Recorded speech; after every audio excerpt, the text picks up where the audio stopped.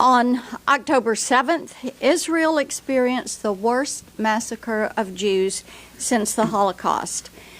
This is not a time for any of us to stay silent, and despite what some Democrats and the Squad believe, it is not the time for Israel to back down. That is exactly why last week I led 19 colleagues in calling for President Biden to freeze the $6 billion ransom payment he gave Iran. We know that Iran bankrolls Hamas, and yet it is perplexing why this administration refuses to issue a formal decision to freeze the $6 billion. We need to ensure that not another dollar goes to Iran, even when the media attention on this issue with Israel dissipates. Unfortunately, we're also learning that President Biden's trip to Israel tomorrow was intentionally not announced until Secretary Blinken received assurances from Netanyahu on a humanitarian aid package for Palestine. The U.S. should not be placing conditions on our support for Israel because of demands made by the Squad. The administration knew that sending U.S. taxpayer dollars to the Palestinians could bolster Hamas. Yet President Biden has sent them over $730 million in aid since taking office via the UN Relief and Works Agency for Palestine Refugees. And yesterday, we learned Hamas stole aid from that group.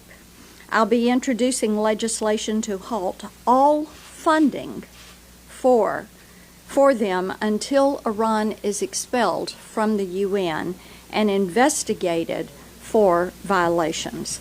Americans should also be concerned about our own vulnerabilities resulting from President Biden's open border policies. As long as Biden allows our border to be open, an attack on our own soil isn't a matter of if, it's a matter of when. Protecting our homeland and preventing Hamas sympathizers from entering our country is paramount. And the egregious actions of Hamas must not go unpunished. 30 American citizens are dead. Women were raped, paraded through the streets, and murdered. Innocent babies were beheaded. We must permanently freeze the $6 billion ransom payment to Iran. We must halt taxpayer dollars going to the Palestinians, and we must secure our own southern border, and we must stand with Israel. At this time, let's see, Senator Thune.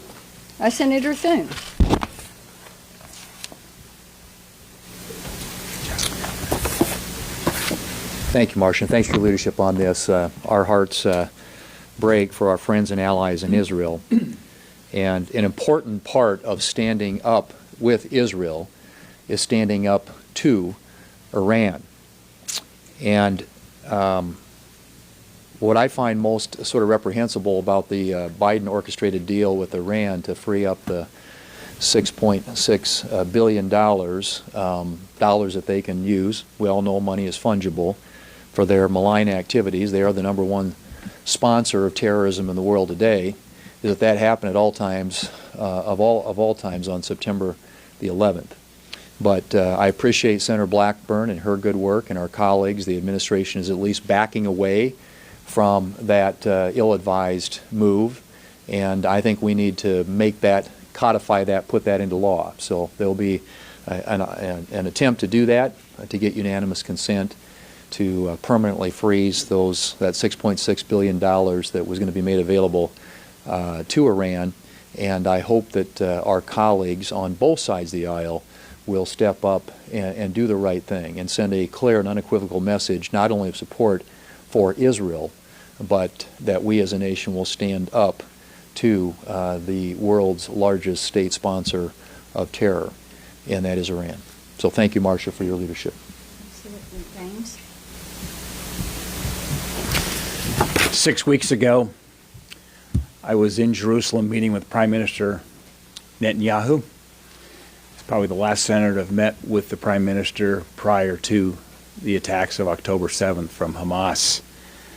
While I was on that visit, I went up to the border with Lebanon to see the Hezbollah terror tunnels. Many of us saw the Hamas terror tunnels in Gaza over the years, but the Hezbollah terror tunnels were dug over the course of several years. Inside those tunnels, spray painted on our way to Jerusalem. They've been planning an attack for many, many years. The Israelis discovered them and stopped it. But when I met with Prime Minister Netanyahu, the most important topic we discussed, the first topic we discussed was Iran. It was Iran's backing of Hamas and of Hezbollah. And you can't make this up. Shortly after I returned to see President Biden releasing $6 billion to the Iranians. It's unconscionable the United States could be used in a war against our most important ally, and that's Israel. Let's not forget in 1979, when Iran fell during the revolution, the first Ayatollah came out and identified the United States as the great Satan and Israel as the little Satan.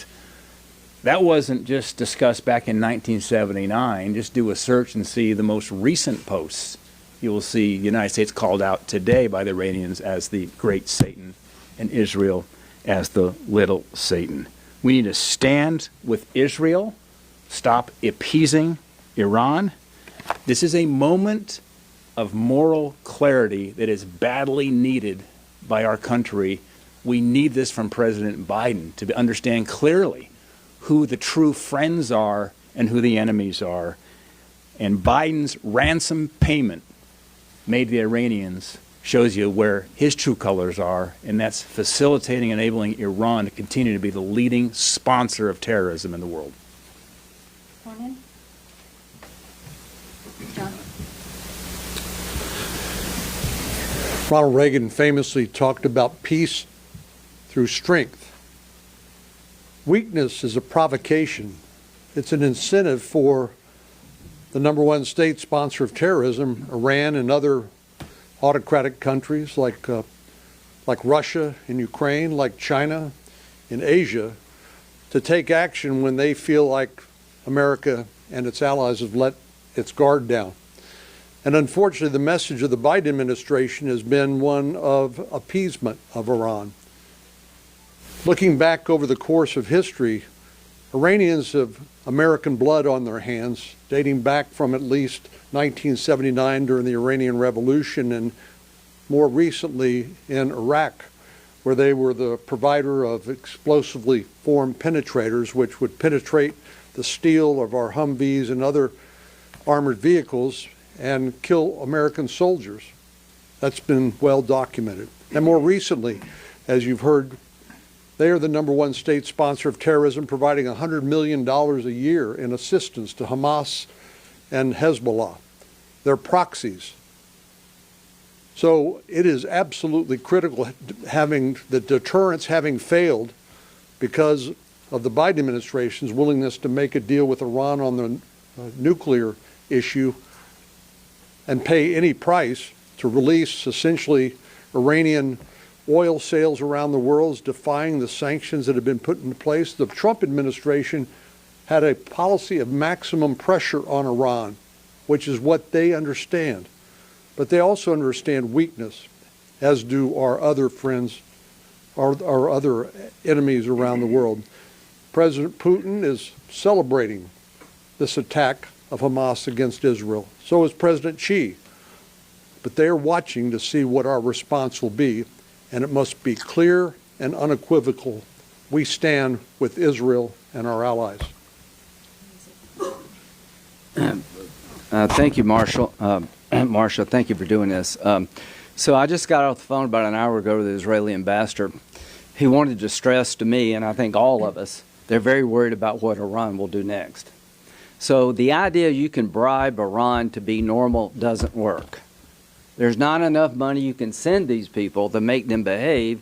They have an agenda to destroy the Jewish state, to purify Islam, and come after us. I believe them when they say death to America. They're not joking. So isolate Iran, weaken Iran, destroy Hamas is the objective, right? Why now? Why so vicious?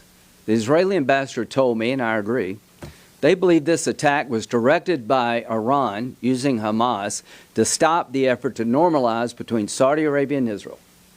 The biggest nightmare for the Ayatollah is for the Arab world to march toward the light, work with Israel to have a better life for everybody in the region. That's why they did this. They're trying to destroy the normalization of Saudi Arabia and Israel. They're trying to get Israel in on the ground, be vicious. These are religious Nazis. Not only should we cut off all the money, we should put on the table that if there's a second front open against Israel by Hezbollah that has 100,000 precision-guided rockets pointed at Israel, if that happens, there will not be a two-front war, there will be a three-front war. There's either going to be one front or three fronts. I'm begging the Biden administration to be clear. Just don't say don't. Spell out what happens if Hezbollah is used by Iran to try to expand this war and destroy Israel. I appreciate the aircraft carriers, strike groups going into the region. We have the capability, but we need to have the will. And I believe the people behind me would rise to the occasion. And I hope there are people on the other side would rise to the occasion if this war escalates and if Hezbollah opens up another front in a serious way to destroy and overwhelm the Israeli Iron Dome defenses, that we would be going after the great Satan. The great Satan is not the United States or Israel, it's Iran. Thank you, Marsha, for doing this. We have a lot of people in Florida that were over in Israel on holiday. They've got a lot of relatives and friends there. I have one individual I talked to that his sister-in-law's family, 3 kids, I think 2 6-year-olds, 3, and the parents are all just murdered, shot in the head. I talked to an individual at a kibbutz that I visited with my wife in 2019. She fortunately was out of town, but the people on her left, everybody, every house on her street, everybody was murdered. The babies were beheaded. Teenage girls were raped and then burnt alive. So that's what we're dealing with. So this is not just Hamas. This is Iran. What are we doing? What is the Biden administration thinking? That how can you ever do something with somebody that wants to destroy you and destroy your friends? So we have to make sure this money does not go to Iran. But I'm in the camp with Lindsay. We have got to send a message to Iran. This has to stop. Unless if it doesn't stop, you will be attacked. I mean, this is the only way this is going to end. And their goal is to destroy Israel, destroy every Jew, and destroy every American. We have 30 Americans died. We've got Americans held hostage. This administration needs to show up and start worrying about the people, spend more time worrying about Americans and Israel than it does about having some relationship with Iran and the Palestinians. It's disgusting what this administration is doing. Right. Well, look, the White House has to make a choice. You cannot be pro-Israel and pro-Iran. You have to make that decision. There's no way that you can support both of these people. I have a hunch that the moment the Biden administration unfroze the $6 billion was the sentinel moment when the Iranian Islamic Revolutionary Guard told Hamas, let's go forward with this plan that we've had going on here. Joe Biden is the most pro-Iranian president we've ever had. Think about it. It goes way beyond this $6 billion we're talking about. Under this administration, the Iranian reserves have went from $6 billion to $60 billion. So they have $60 billion in reserve. Well, how come? Well, since the moment Joe Biden got in office, he turned his head to the sanctions that we've had. The Iranian Ghost Armada has grown from 60 ships to 300 ships taking Iranian or Russian oil and selling that to China, now to the tune of $1 billion a week. So Joe Biden is allowing Iran to make $1 billion a week now to fund terrorism. Let's think about Joe Biden's relationship with Iran for just a second here. From even the time he's campaigning, he all but guaranteed that Iran would be able to develop nuclear weapons. And for all practical purposes, they have them. They've enriched uranium up to 60%. They can put that uranium in series and quickly have an atomic bomb. Think about the consequences of that. So Iran not only funds the terrorists, they feed the terrorists, they arm the terrorists, they plan the terrorist attacks, just like they plan this attack as well. They coordinate all these terrorist attacks. Joe Biden is in bed with Iran for all practical purposes. He empowers them. So he says he's pro-Israel, but his actions say he's pro-Iran, and you have to choose one or the other. The White House is yet to come out with a clear vision, but let me tell you what I think that the vision should be. First and foremost, our number one priority should be able to get American hostages and American citizens back home safely. Next, Lindsay, he needs to tell Iran exactly what the plan is going forward here. They need to know very clearly what the consequences are. We need maximum sanctions on them. They need to know if there's any hint of them developing nuclear warheads that we will end that up front and very, very quickly. So we need to disembowel our relationship with Iran and condemn them. Why won't this White House step up and condemn Iran yet? Have we heard anything yet from this White House condemning what Iran has done?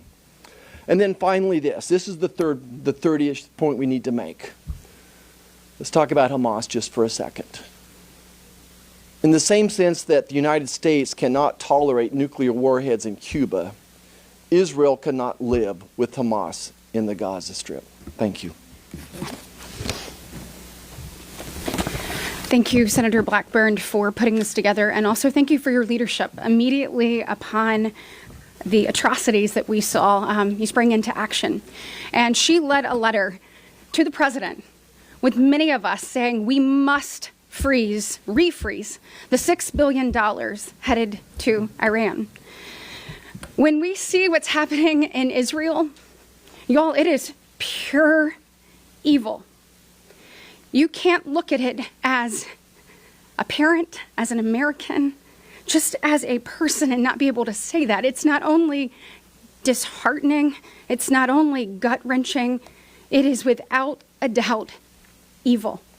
And I believe as Americans, we must look evil in the eye and take it down.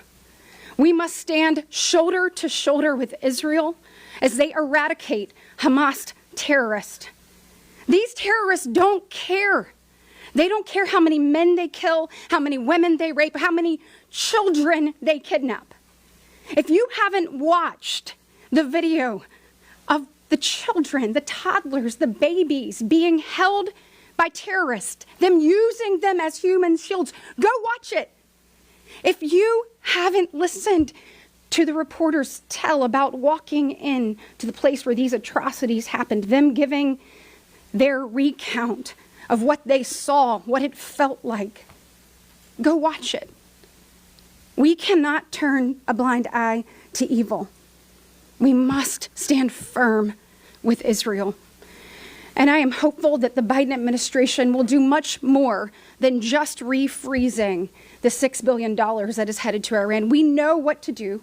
We've got to squeeze out any type of financial resources they're getting through that, through also working with our G7 colleagues to make sure that we return to a posture of maximum pressure, bone-crushing sanctions, drying up each and every dollar that is headed to their hands. We know that Iran is the world's largest state sponsor of terrorists. We know that. We know they have told us that their goal is to wipe Israel off the face of this earth. We need our leaders to stand firm in holding them accountable, and then knowing that Hamas not only wants to wipe out Israel, but has said that they want to wipe out the Jewish people. To all of the people here in America, to those suffering and hurting in Israel, we want you to know we stand with you. And we stand ready to do everything possible to not only hold these key people accountable, but ensure your safety and prosperity moving forward. Thank you. I thank my colleagues. I thank Senator Blackburn for getting us together on this critical issue. Look, the level of barbarism that we've seen here, it is nothing short of evil. Over 1,400 children, women, men, brutally murdered, 30 Americans killed, dozens missing or presumed hostage. My office is working on dozens of cases of extraction or getting these hostages home. Hamas terrorists would not have been able to execute such a heinous series of attacks without support from Iran. We know that. That's why President Biden's $6 billion giveaway to the regime was absolutely so dangerous. That gave rise to the very issue that we've been dealing with these last 10 days.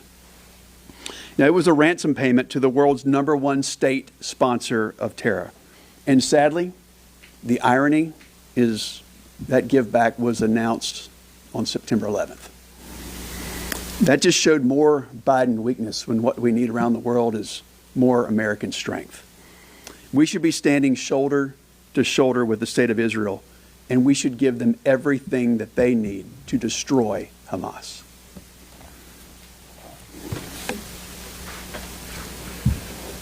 We stand with Israel, and we must end this appeasement strategy by the Biden administration toward Iran. I'm glad the president finally saw some common sense in temporarily freezing the $6 billion. But let's remember, this was a deal cut in secret by the Biden administration. And if the Wall Street Journal reports are accurate, Iran was double dealing with us, talking to Hamas, planning this attack at the same time they're negotiating getting the $6 billion from us. That just shows you the level of contempt that Iran has for the Biden administration. It is naive and stupid to think that if we give them enough money that Iran will play nice. It's not going to happen. This $6 billion is part of an overall package of $50 billion in sanction relief that the administration, the Biden administration, has given back to Iran. This must end. These brutal attacks on our closest ally in the Middle East demonstrate that this must end. We must stop this foolishness of thinking that we can bring Iran around. We must make sure that this stops. And remember, what the Biden administration said is, oh, look, this $6 billion, this is for humanitarian aid. It's for food. How dumb do they think we are? Right? If you have $60 you're going to spend on groceries, and I give you $60, say, hey, go spend this on groceries, you can go spend that $60 on anything you want. Money can be spent anywhere. And in fact, the Iranians, Ayatollah Khamenei, have said they're going to spend the money any way they want. And as already been noted here, they're the largest sponsor of state terrorism, the largest state sponsor of terrorism. It is crazy to give them money so they can support Hamas. And whether or not they actually planned this attack with Hamas or not, they have been supporting Hamas and they are responsible for this attack. And so I join my colleagues in saying that this must end. We must stop supporting Iran and we must send a very strong message that we stand with Israel. I want to thank Senator Blackburn for her efforts to be able to make this happen. I'm also on board with some of the other bills, like by Senator Scott and Senator Cotton, to stop this as well. But let me tell you, temporarily freezing $6 billion when we have seen the atrocities in Israel does not cut it. All of this money needs to be stopped and stopped permanently. And that's why I appreciate the effort of Senator Blackburn and my colleagues to make sure that happens. We must end this appeasement strategy toward Iran. We must stand with Israel. Thank you. Questions? Yes, Go Senator, ahead. can I have a question about recognizing Senator Graham put out that he's concerned about a third spot with Hezbollah potentially. If that were true and the U.S. found itself involved, wouldn't this be a time to press Senator Tuberville to lift his holds on all of the senior military officials? Aren't those related to national security? the Democrats know they could call those up one at a time and do them. They could have been doing them for months. What we need to do right now is make certain that Israel knows we stand with them. Yes, go ahead. Iran's defense minister has threatened a preemptive strike for the ground invasion by Israel. How serious do you think that the U.S. Biden administration should take those threats when considering supporting Israel? And what specifically do you think Biden administration should do should John, Iran get involved? do that. Should come again on, you're asking if Iran. Yeah, the defense minister has threatened preemptive strike. They've threatened that Hezbollah will get involved again in this more in front of the war. What do you think the Biden administration should do? Should that happen? And how seriously do you think it should take it? Well, I think you have to confront the evils of Iran and Hamas, and remember, Iran is enabling Hamas and Hezbollah, with strength. And they have to understand that there will be consequences to this kind of behavior. And I think the United States, obviously, as they think about, and you heard earlier Senator Graham and others talk about having a clear plan, but if they were to try and escalate or in some way further what's already been done, then I think they have to understand there will be a response that needs to be a swift one, and it shouldn't be just the United States. It should be all of our allies, not only in the region but around the world. But that means U.S. military involvement? Well, I think I think you have to. I don't think you take any option off the table. I think you have to be prepared to respond to what is a clear provocation and not only terrible loss of life for Israel, but also, as has already been pointed out, it doesn't stop at Israel. I mean, Iran, we are the next target, and I think people need to understand this has national security implications, not just for Israel in that region, but for the United States.